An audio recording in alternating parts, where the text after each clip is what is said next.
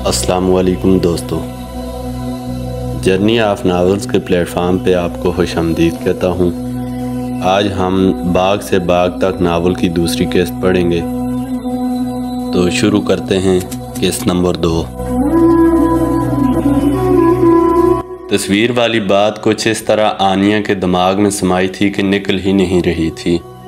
निहार कौर से मिले हुए उसे अब 8-10 रोज़ हो चले थे। वो 2 बार निहार को फ़ोन भी कर चुकी थी।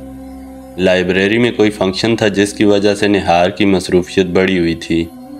ताहम उसने आनिया को तसल्ली दी कि 2-4 रोज़ में वो इससे कुछ न कुछ मालूमात ज़रूर फराहम करेगी। आज भी आनिया बेसमेंट में गुमसुम बैठी थी। वालिद कोर्ट जा चुके थे, दोनों छोटे भाई भी अपने अपने काम से निकल चुके थे। वो मुताले की मेज़ पर बैठी एक पुरानी किताब की वर्क गर्दानी कर रही थी।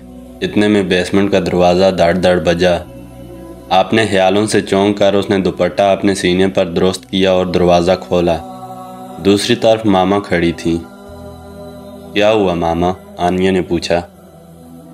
मामा के चेहरे पर बेजारी थी। आनू, क्या हर वक्त यहाँ घुसी रहती हो? कुछ दीन दुनिया की भी खबर रखा करो। फरहान ड्राइंग रूम में आया बैठा है। आनिया ने एक तवील सांस खारिज की और कंधे ढीले छोड़ दिए। रेस्ट वॉच देखी, दोपहर के 12 बजने वाले थे। उसे पहले ही अंदेशा था कि फरहान आ टपकेगा। फरहान उसका हालाजाद था, इमारती लकड़ी का काम करता था। उसका शुमार जलंधर के गिने चुने ताजरान में होता था। उसके वालिद ने भी इस काम में नाम और पैसा कमाया था। पिछले कुछ अरसे से आनिया और फरहान के रिश्ते की बात भी चल रही थी। आनिया ठंग कर बोली, प्लीज़ मामा, किसी तरह उसे टाल दें, मेरी तबीयत ठीक नहीं है। वो दबी आवाज़ में बोली, क्या बेवकूफ़ों जैसी बातें कर रही हो?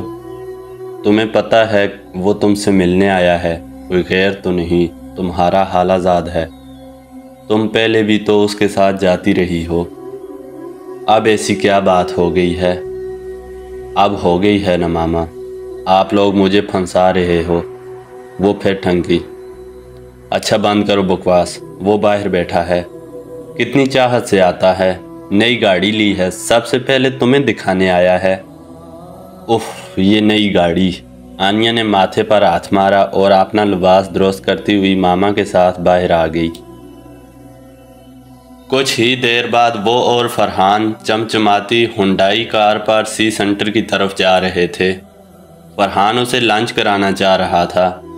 फरहान की उम्र 28 के करीब रही होगी। उसका जिस्म थोड़ा सा फरब्बा था। पेशानी से बाल उड़े हुए थे, मगर मजमूई तौर पर वो कबूल सूरत था। इस वक्त भी कल्फदार शलवार कमीज़ और वास्कट में वो जच रहा था। कोई ऐसी खास कमी नहीं थी उसमें।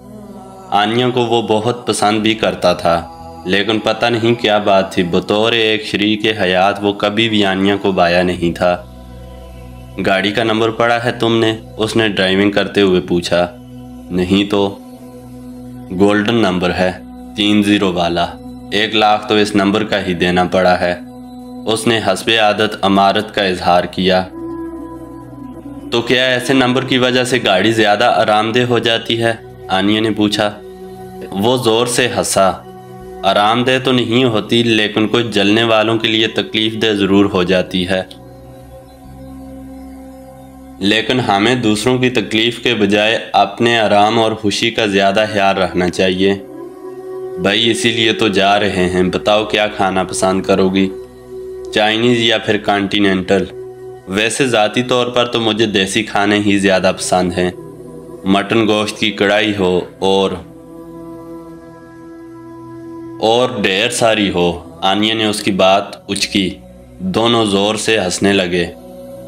4 स्टार चाइनीज़ रेस्टोरेंट में वो लाइन से बामुश्किल फारग हुए ही थे कि आनिया के फ़ोन पर निहार कौर की कॉल आ गई। हेलो निहार, क्या हाल है? आनिया ने पूछा। हाल अच्छा है और खबर भी अच्छी ही है। आनिया का जिस्म सनसना उठा। मतलब के पेशरफ्त हुई है? बिल्कुल हुई है। मुझे लगता है कि मैं शेर बच्चे की फैमिली का सुराग लगाने में काफ़ी हद तक कामयाब रही हूँ। तुम इस वक्त कहाँ हो? एक काम से ही निकली हुई हूँ। آنیا جانی، اگر اس وقت یہاں آ سکو تو بہت اچھا ہو۔ کل مجھے دفتری کام سے دلی جانا ہے، پھر 2-3 روز تو لگ جانے ہیں۔ اچھا، میں کوشش کرتی ہوں، بلکہ میں آ رہی ہوں۔ کہاں ملو گی تم؟ لائبریری، شام 7 بجے تک کھلی ہے، میں وہیں پر ہوں۔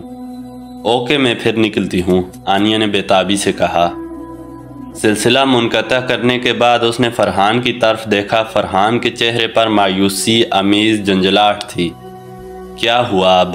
اس نے پوچھا۔ فرحان، میری ایک دوست نہار کور کا فون تھا۔ یہ امرتسر میں لائبریرین ہے۔ میں اس کے ساتھ مل کر ایک آرٹیکل پر کام کر رہی ہوں۔ میرا ابھی اس کے پاس پہنچنا بہت ضروری ہے۔ I am very sorry Farhan. Library اور آرٹیکل وغیرہ کے ذکر نے فرحان کو مزید ڈسٹرب کیا۔ اسے ایسے معاملات میں بالکل دلچسپی نہیں تھی۔ ویسے بھی اس کی تعلیم واجبی سی تھی، بس اتنی ہی جتنی حساب کتاب اور کاروباری سودے کرنے کے لیے ضروری ہوتی ہے۔ وہ بولا، یہ کن بکھیڑوں میں پڑی رہتی ہو آنیا ڈارلنگ؟ ایسے کاموں سے حاصل وصول کچھ نہیں ہوتا۔ دیکھو اتنا پیارا چہرہ کتابیں پڑھ پڑھ کر کملاتا جا رہا ہے۔ اگر کتابوں میں ہی سر کھپانا تھا تو پھر حالو خورشید کی طرح قانون شانون کی کتابیں پڑھتی، کچھ فائدہ تو ہوتا۔ وکیل بیویوں کو سنبھالنے میں دانتوں پسینہ آ جاتا ہے، وہ ذرا شوخی سے بولی اور اپنا شولڈر بیگ اٹھا کر اٹھ کھڑی ہوئی۔ فرحان احمد اپنا سا منہ لے کر رہ گیا۔ اس کی آنکھوں کی گہرائی میں کہیں غصے کی جھلک نظر آتی تھی۔ جلندھر سے امرتسر کا فاصلہ اپنی سوزوکی آلٹو گاڑی پر آنیا نے قریباً 1.5 گھنٹے میں طے کیا اور لائبریری میں نہار کے پاس جا پہنچی۔ اب ان دونوں نے کولڈ کافی کے کپ اپنے سامنے رکھے ہوئے تھے اور مصروف گفتگو تھی۔ دونوں کے چہروں پر دبا دبا جوش نظر آ رہا تھا۔ ان کی نگاہیں سامنے رکھے لیپ ٹاپ کی اسکرین پر تھیں۔ نہار کہہ رہی تھی، یہ دیکھو آنیا جانی، یہ ان 20-25 افراد کا ڈیٹا ہے جو مسلمان تھے اور جلیانہ والا میں شہید یا زخمی ہوئے۔ ان میں سے یہ ایک شخص Taj Muhammad Haider British Indian army میں نائب صوبیدار تھا۔ یہ 1917 تک برٹش آرمی میں ہی تھا اور بے شمار دیگر ہندوستانیوں کی طرح اپنے انگریز آقاؤں کی جنگ فرانس میں لڑ رہا تھا۔ یہ سب لوگ جرمنی اور اس کے اتحادیوں سے برسر پیکار تھے اور ایک ایسے کاز کے لیے 7 سمندر پار اپنا خون بہا رہے تھے جو ان کا کاز تھا ہی نہیں۔ ایک خون ریز جٹ میں تاج محمد حیدر کے سینے پر شدید ضرب آئی، جس نے بعد ازاں سخت سردی کی وجہ سے نمونیا کی شکل اختیار کر لی۔ بیماری کے بعد 1917 کے وسط میں تاج محمد کو فوج سے فارغ کر کے واپس انڈیا بھیج دیا گیا تھا۔ میری تحقیق کی روشنی میں یہ بات ثابت ہوئی ہے کہ جلیانہ والا باغ کے اندر زخمی حالت میں گرا ہوا شخص وہی سابق صوبیدار تاج محمد ہے اور اس کے اوپر گرا ہوا بچہ اس کا بڑا بیٹا اسد اللہ ہے۔ مزے کی بات یہ ہے کہ ہمارے پاس اسد اللہ کی ایک اور تصویر بھی موجود ہے۔ اس تصویر میں وہ 10 سالہ بچہ نہیں بلکہ ایک کڑیل جوان ہے۔ دیکھنا چاہو گی؟ دنیا جہان کا تجسس آنیا کی آنکھوں میں سمٹ آیا۔ دکھاؤ پلیز، وہ مٹھیاں بھینچ کر سرخ گلابی چہرے کے ساتھ بولی۔ نہار نے کی پیڈ سے تھوڑی سی چھیڑ چھاڑ کی اور اسکرین پر ایک فوجی دستے کا گروپ فوٹو نظر آنے لگا۔ نہار نے کہا، لیکن یہ پہلی جنگ عظیم کی نہیں، دوسری کی تصویر ہے۔ یہ زمانہ ہے قریباً 1942 ہجری کا، یعنی 1919 ہجری میں جو لڑکا 10 سال کا تھا وہ قریباً 32 سال کا ہو چکا تھا۔ اس گروپ میں پہچاننے کی کوشش کرو کہ وہ کون ہے۔ آنیا نے دانتوں میں انگلی دبا کر چند لمحے سوچا اور پھر چوڑے سینے اور روشن چہرے والے ایک دراز قد فوجی پر انگلی رکھ دی۔ زبردست بھائی، مان گے تمہیں، نہار نے آنکھیں نچائیں۔ یو آر ایبسلیوٹلی رائٹ، یہی ہے وہ شیر بچہ۔ اس نے بھی اپنی معاشی مجبوریوں کے تحت آرمی جوائن کی۔ وہ لیفٹیننٹ سے کیپٹن کے عہدے پر ترقی پانے والا تھا جب اس نے ایک انگریز میجر پر حملہ کیا اور اسے شوٹ کر کے فرار ہو گیا۔ 1947 ہجری تک کوشش کے باوجود اس کا اور اس کے اہل خانہ کا سراغ نہیں ملا۔ آزادی کے بعد وہ واپس آیا اور مشرقی پاکستان کے ہی کسی شہر میں رہائش اختیار کی۔ اس کے 4 بچے تھے، باقیوں کے بارے میں تو کچھ معلوم نہیں، تاہم اس کا سب سے چھوٹا بیٹا تیمور حیدر کافی معروف ہوا۔ وہ ایک زبردست کوہ پیما تھا، یعنی اپنے بزرگوں کی طرح اس نے بھی ایک دلیرانہ پیشہ اپنایا۔ اس نے 800 میٹر تک کی کئی چوٹیاں سر کیں۔ میری معلومات کے مطابق وہ قریباً 48 برس کی عمر تک ایک سرگرم کوہ پیما رہا۔ تیمور حیدر کی وفات 2003 ہجری کے لگ بھگ ہوئی۔ نیپال میں ایک چوٹی سر کرتے ہوئے تیمور نے اپنی جان شدید خطرے میں ڈالتے ہوئے ایک جاپانی کی جان بچائی اور خود شدید زخمی ہوا۔ 2 روز بعد اس نے کھٹمنڈو کے اسپتال میں دم توڑ دیا۔ کوہ پیمائی کی فیلڈ کے لوگ اسے ایک ہیرو کے طور پر یاد کرتے ہیں، اسی شیر بچے کا شیر بیٹا۔ تیمور حیدر کی بھی تصویر ہے؟ آنیا نے بے حد اشتیاق سے پوچھا۔ بالکل ہے، نہار بولی اور لیپ ٹاپ کی اسکرین پر تیمور کی 3-4 تصویریں ابھر آئیں۔ آپ نے باپ ہی کی طرح کڑیل، آنکھوں میں بے خوفی کی باغی چمک اور صندوق جیسا سینہ۔ 40-45 برس کی عمر تک بھی وہ صحت مند اور مضبوط نظر آتا تھا۔ آنیا نے بڑی محبت اور عقیدت سے اس جانباز کی یہ تصویریں دیکھیں۔ اور تیمور حیدر کی اولاد؟ آنیا نے پوچھا۔ نہار نے ایک فائل میں کچھ تلاش کرنے کے بعد اسے اسکرین پر انلارج کیا اور بولی، تیمور حیدر کا ایک بیٹا اور بیٹی تو یورپ میں کہیں سیٹل ہیں۔ دوسرے بیٹے کے بارے میں کہا جاتا ہے کہ وہ کہیں راجواری کے علاقے میں رہتا ہے اور کسی اخبار یا چینل وغیرہ سے وابستہ ہے۔ میں کوشش کر رہی ہوں کہ اس کے بارے میں درست جانکاری مل سکے۔ جیسے ہی مجھے کچھ پتہ چلا میں تمہیں انفارم کروں گی۔ ہو سکتا ہے کہ میرے دہلی سے واپس آنے تک کوئی کلیو مل جائے۔ نہار کور اور آنیا کے درمیان ہونے والی یہ گفتگو بے حد دلچسپ اور معلومات افزا رہی تھی۔ آنیا کے لیے تو یہ سب کچھ ایک دفینہ دریافت کرنے جیسا تھا۔ بالآخر اس تصویر سے منسلک لوگ پردہ اخفا سے باہر نکلے تھے، جو 100 سال پہلے آنیا کے جد امجد نے جلیانہ والا باغ میں اپنے کوڈک کیمرے سے اتاری تھی اور جو اب تک ایک تہخانے میں رکھے البم میں دبی ہوئی تھی۔ آنیا نے اپنے اسمارٹ فون پر ایک بار پھر وہ کہنا تصویر دیکھی۔ زخمی باپ کے اوپر گرے ہوئے دلیر بچے کی آنکھوں میں جھانکا، ایک مظلوم کی آنکھیں جن میں نظر آنے والے غیظ و غضب نے اور مزاحمت کی چمک نے اس تصویر کو بے مثال بنا دیا تھا۔ آنیا نے تصویر کو اپنی انگلیوں کے پوروں سے چھوا اور بے زبان خاموشی کہا، آخر میں نے آپ کو ڈھونڈ ہی لیا۔ تصویر والا شیر بچہ اب صرف شیر بچہ نہیں تھا۔ آنیا کو اس کا نام معلوم ہو چکا تھا۔ اس کے اوراق زندگی اس کے سامنے کھل چکے تھے۔ اس کا نام اسد اللہ تھا۔ اس نے ایک انگریز میجر کو قتل کیا تھا اور آزادی کے بعد مشرقی پنجاب کے ہی کسی شہر میں اپنی باقی زندگی گزاری تھی۔ مگر اسد اللہ کی موجودہ نسل کے بارے میں ابھی تک نہار کور اور آنیا کو کوئی واضح سراغ نہیں مل سکا تھا۔ 2 روز پہلے نہار سے آنیا کی ٹیلی فونک گفتگو ہوئی تھی۔ اس سے آنیا کو بس اتنا ہی پتہ چل سکا تھا کہ کنچن جنگا میں جاں باک ہونے والے کوہ پیما تیمور حیدر کی اولاد میں سے ان کا صرف ایک بیٹا یہاں انڈیا میں ہے اور صحافت کے شعبے سے تعلق رکھتا ہے۔ غالب گمان یہی تھا کہ ان دنوں وہ ہماچل سے آگے کہیں ضلع راجواری میں رہائش پذیر ہے اور الیکٹرانک میڈیا کے کسی شعبے سے وابستہ ہے۔ آنیا ہمیشہ سے فینٹیسی پر یقین رکھنے والی لڑکی تھی۔ اب یہ بھی ایک طرح کی فینٹیسی ہی تھی کہ وہ اس نسل کے کم از کم کسی ایک فرد سے ضرور ملنا چاہتی تھی، بالمشافہ اس سے بات کرنا چاہتی تھی۔ ایک بھوت سا تھا جو اس کے سر پر سوار ہو چکا تھا۔ ایک دن جیسے بیٹھے بیٹھے کسی نے اس کے کان میں پھونک ماری اور وہ اپنی جگہ سے اٹھ کھڑی ہوئی۔ اس کی ماما ٹی وی دیکھ رہی تھیں، چونک کر اس کی طرف متوجہ ہو گئیں۔ کیا ہوا انو؟ ماما میں راجواری جا رہی ہوں کل صبح۔ ہیں؟ دیوانی ہو گئی ہے؟ راجواری کیوں جانے لگی تو؟ اور وہاں کیا کام ہے تجھے؟ آپ کو بتایا تو تھا کہ ایک آرٹیکل لکھ رہی ہوں، اس کے لیے وہاں جانا ضروری ہے۔ शायद 1-2 दिन रुकना भी पड़े। आनू कुछ होश के नाहन ले, ये आर्टिकल शार्टिकल वाला हनास दिमाग से निकाल दे, कुछ ढंग की बातें सोच। और मैं तो तुम्हें मशवरा देती हूँ कि आप बाकी की पढ़ाई भी बाजी के घर जाकर कर लेना, वो लोग खुद तालीम को अहमियत देने वाले हैं, वहाँ कोई रुकावट नहीं होगी तुझे। ठीक कह रही हैं आप, आनिया के लहजे में हल्का सा तंज था।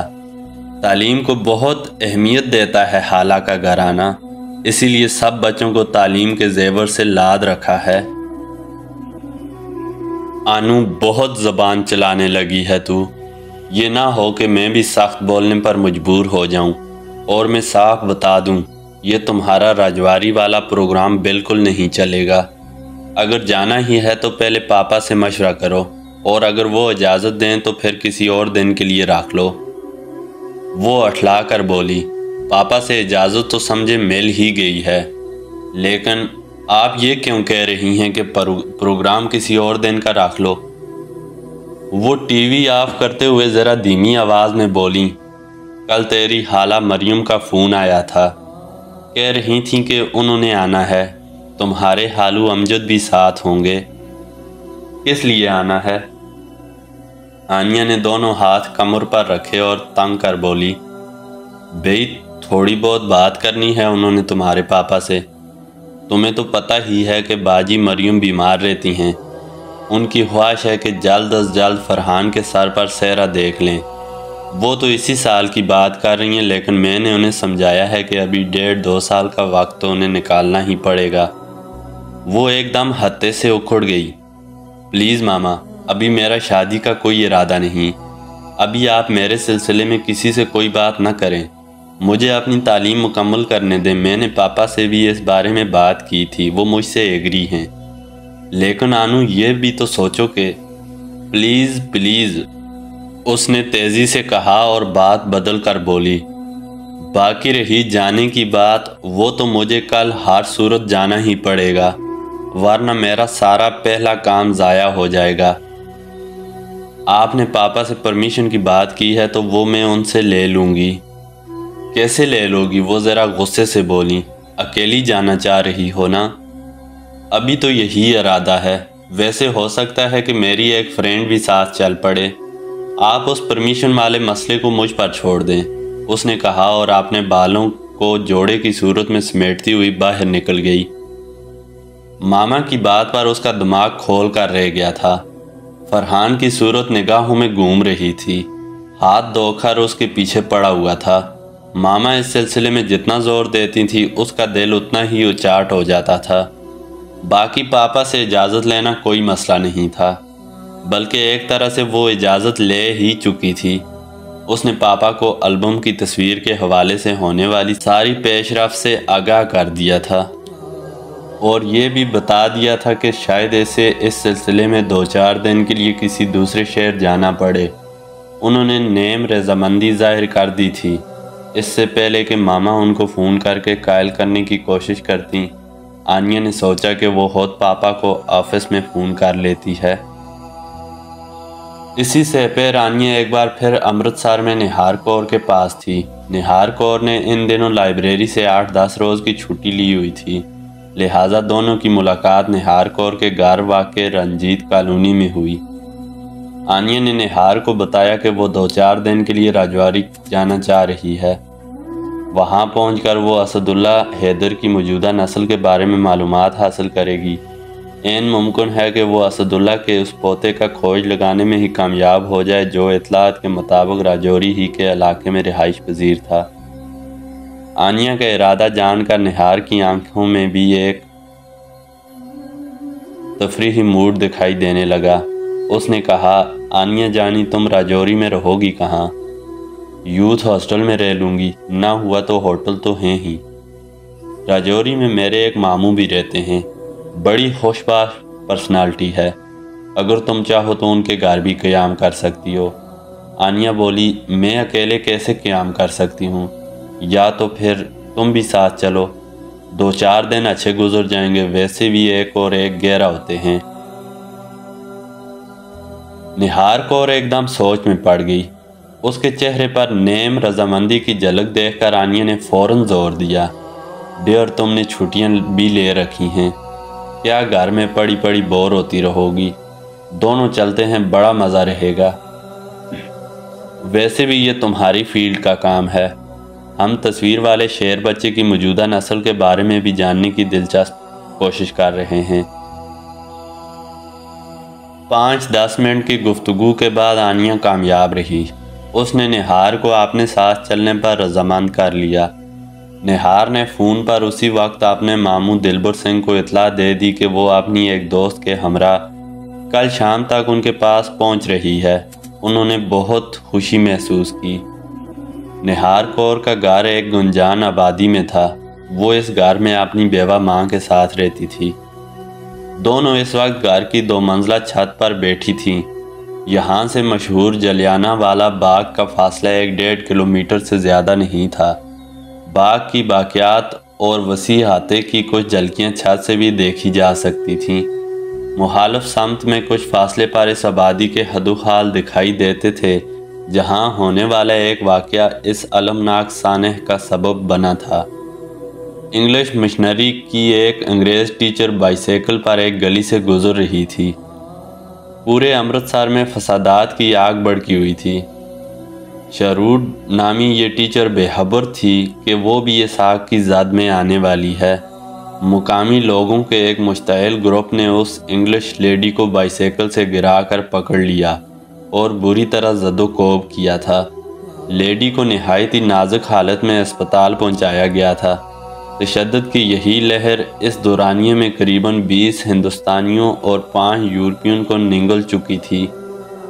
یہ سارے واقعات جلیانہ والا کے قتل عام سے 3 روز پہلے 10 اپریل کو ہوئے تھے۔ لیڈی شروڈ کو بعد ازاں بچا لیا گیا تھا۔ چھت کے اوپر سے ہی نہار کور نے دور اس گلی کی نشاندہی کی جہاں لیڈی شروڈ والا واقع ہوا تھا، اور انگریز انتظامیہ نے اہل محلہ کو سزا دینے کے طور پر حکم دیا تھا کہ وہ اپنے گھروں میں آنے جانے کے لیے اس گلی میں سے پیٹ کے بل رینگ کر گزریں گے۔ نہار کور کی معلومات اس حوالے سے وسیع تھیں۔ 100 سال پہلے کے وہ سارے اندوہناک واقعات پوری جزیت کے ساتھ آنیا کی نگاہوں کے سامنے سے گزر گئے۔ پھر دونوں دوست گھر سے نکلیں اور پیدل ہی چلتی ہوئی جلیانہ والا باغ کے پیچ و ہم میں پہنچ گئیں۔ نہار کور نے ایک گنجان گلی کی طرف اشارہ کرتے ہوئے بتایا، آنیا یہی وہ گلیاں تھیں جہاں سے گزر کر ہزاروں لوگ جلیانہ والا باغ کے اندر جمع ہوئے تھے۔ وہ سب نہتے تھے۔ وہ صرف اپنا احتجاج ریکارڈ کرانا چاہتے تھے۔ ان میں جوان ہی نہیں، بچے اور بوڑھے بھی شامل تھے۔ وہ سب بے خبر تھے کہ جنرل ڈائر نام کا درندہ ان پر کیا ستم ڈھانے والا ہے۔ نہار کور کی آواز برآ گئی، اور وہ سامنے والی گلی کے موڑ پر کیا بورڈ لگا ہوا ہے؟ آنیا نے پوچھا۔ یہ وہ گلی تھی جہاں سے جنرل ڈائر مسلح سپاہیوں کے جتھے کے ساتھ باغ کی 4 دیواری میں داخل ہوا تھا۔ وہ ہتھیارا تھا اور اس کے سر پر خون سوار تھا۔ تاریخ کے پنوں پر اس کا نام ہمیشہ کے لیے سیاہ حروفوں میں لکھا جانے والا تھا۔ وہ دونوں باغ کے اندر داخل ہو گئیں۔ آنیا یہاں پہلے بھی 2-3 بار آ چکی تھی، لیکن پتہ نہیں کیا بات تھی، آج وہ یہاں کے سارے مناظر کو ایک نئے زاویے سے دیکھ رہی تھی۔ دیواروں پر گولیوں کے بے شمار نشانات، وہ بلند جگہ جہاں سے فائرنگ شروع کی گئی، وہ اندھا کنواں جس میں سینکڑوں خوفزدہ لوگوں نے جانیں بچانے کے لیے چھلانگیں لگائیں، اور پھر باغ کے وہ تنگ راستے جہاں سے بیک وقت سینکڑوں لوگوں نے نکلنے کی کوشش کی اور قریباً 10 منٹ تک ہونے والی وحشیانہ فائرنگ کا شکار ہوئے۔ باغ کے وسط میں کھڑے کھڑے آنیا نے نانک چندی اینٹوں کی ایک دیوار پر نگاہیں جمائیں اور سوچا، شاید یہی وہ جگہ ہوگی جہاں اسد اللہ حیدر نے اپنے زخمی باپ کو اپنے جسم سے ڈھانپا تھا اور پھر اسے مزید نقصان سے بچانے کے لیے مسلح سپاہیوں پر جھپٹا تھا۔ نہار، تم نے مجھے اسد اللہ کے زخمی والد تاج محمد کے بارے میں نہیں بتایا، وہ بچ گیا تھا نا؟ بچ تو گیا تھا آنیا جانی، لیکن زیادہ دیر زندہ نہیں رہ سکا۔ اس کے پیٹ کے اندرونی عضلات بری طرح گھائل ہو گئے تھے۔ وہ قریباً 1.5 سال زندہ رہا، لیکن تقریباً بیماری کی حالت میں ہی رہا۔ اب ذرا سوچو، اس سانحے میں مرنے والوں کے جو اعداد و شمار انگریز بتاتے ہیں وہ کس طرح درست ہو سکتے ہیں؟ قریباً 1500 لوگ گھائل ہوئے تھے۔ ان میں سے کئی 1 مہینوں تک زیر علاج رہنے کے بعد اس جہاں سے چلے گئے۔ آنیہ نے وہیں کھڑے کھڑے تصور میں 100 سال پہلے کی المناک آوازیں سنی۔ فائرنگ کی گونج، چلانے کی صدائیں، آہو بکا، بگدڑ، للکارے، مر مٹنے والوں کا غیظ و غضب۔ ایسا نہیں تھا کہ گولیوں کی بچھاڑ میں وہ سب بھاگتے ہی رہے ہوں گے۔ ان میں سے کچھ زخم کھا کر پلٹے بھی ہوں گے۔ کچھ نے اپنے پیاروں کو خون چکاں ہو کر گرتے دیکھا ہوگا اور بے ساختہ اس جانب بڑھنے کی کوشش کی ہوگی جہاں قاتلوں نے اپنی انگلیاں ٹریگرز پر رکھی ہوئی ہوں گی۔ وہ پہنچ نہیں سکے ہوں گے، وہ بھی راستے میں گر گئے ہوں گے۔ ان کی آنکھوں میں چمکنے والی چنگاریوں کو موت کی سیاہی نے ڈھانپ لیا ہوگا۔ پھر آنیہ کو یوں لگا جیسے 100 سال پہلے کا وہ منظر جیتی جاگتی شکل میں اس کی نگاہوں کے سامنے آ گیا ہے۔ اس نے چھوٹی اینٹوں کی دیوار کے پاس اسد اللہ کو زخمی باپ سے لپٹے ہوئے دیکھا۔ وہ ڈرا ہوا تو تھا، مگر اس کی آنکھوں میں ایک بجلی چمکتی تھی اور ایک للکارا گونجتا تھا۔ تم ظلم ہو تو میں بغاوت ہوں، تم جبر ہو تو میں دیوانی مزاحمت ہوں۔ میں اپنی ہمت طاقت کے مطابق تمہیں روکنے کی کوشش ضرور کروں گا۔ نہار نے آنیہ کا کندھا ہلایا تو وہ جیسے اپنے ٹرانس سے باہر آئی اور کھوئی کھوئی نگاہوں سے اس سورج کو دیکھنے لگی جو آہستہ آہستہ بلند گروں کی اوٹ میں اوجل ہو رہا تھا۔ جی تو دوستو، ہماری آج کی کیس یہاں پہ مکمل ہوتی ہے۔ مزید آپ کو اگلی کیس میں سنایا جائے گا باغ سے باغ تک ناول۔ جو دوست نئے آئے ہیں وہ چینل کو سبسکرائب کر لیں اور بیل آئیکن پر کلک کر دیں تاکہ ہماری آنے والی ہر نئی ویڈیو کا آپ کو نوٹیفیکیشن مل سکے۔ اور آپ اپنی رائے کا اظہار کمنٹ باکس میں ضرور کیجئے کہ آپ کو ناول کیسا لگا۔ ملتے ہیں اگلی کیس میں، تب تک کے لیے اللہ حافظ۔